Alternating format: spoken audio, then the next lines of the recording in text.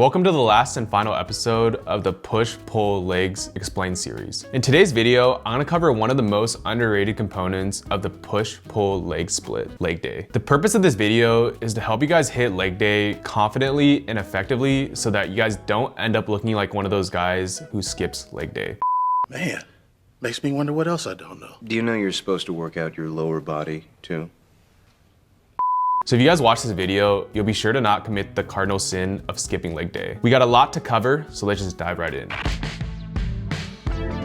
So basically leg day refers to, well, your legs.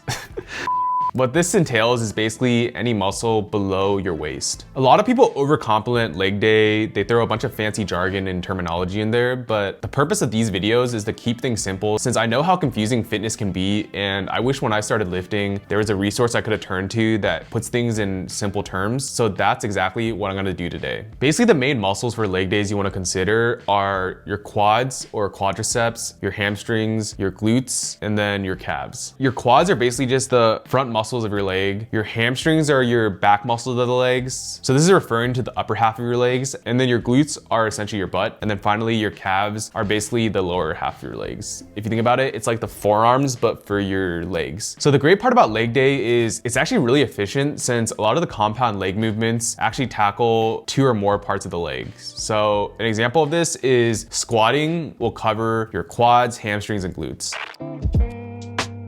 When it comes to leg day structure, I like to keep it quite simple, basically including 2 compound leg movements and 3 isolation leg movements for a total of 5 leg movements per workout. I like to aim for 15 to 20 sets per workout with 2 exercises, so essentially 6 to 8 sets of a leg compound. Next, I like to add in isolation movements, so 1 movement of quads for 3 to 4 sets, 1 movement of hamstrings for 3 to 4 sets, and then 1 movement of calves for 3 to 4 sets, for a total of 3 isolation movements. So like I did in the other videos of this series for the push workout and pull workout, which I'll link down below, I'll also add in a sample leg workout. So you guys can feel free to try this out on your own and then let me know down in the comments what you guys think.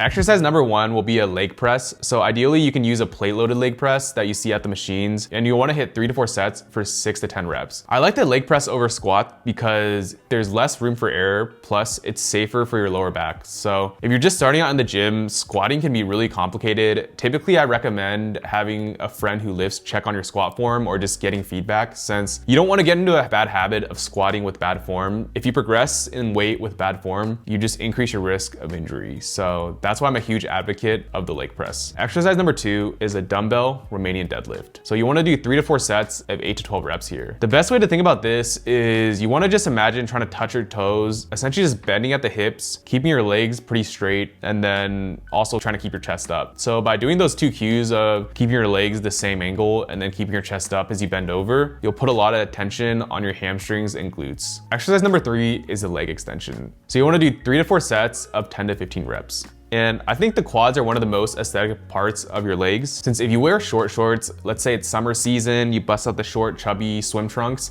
and your legs are popping, then it actually looks very aesthetic. Even something in bodybuilding they judge for is something called your quad sweep. So it's just basically how your quads sweep out. So it's always good not to neglect your quads. Exercise number 4 is a lying hamstring curl. So you wanna do 3 to 4 sets of 10 to 15 reps. And your hamstrings are essentially the biceps of your legs.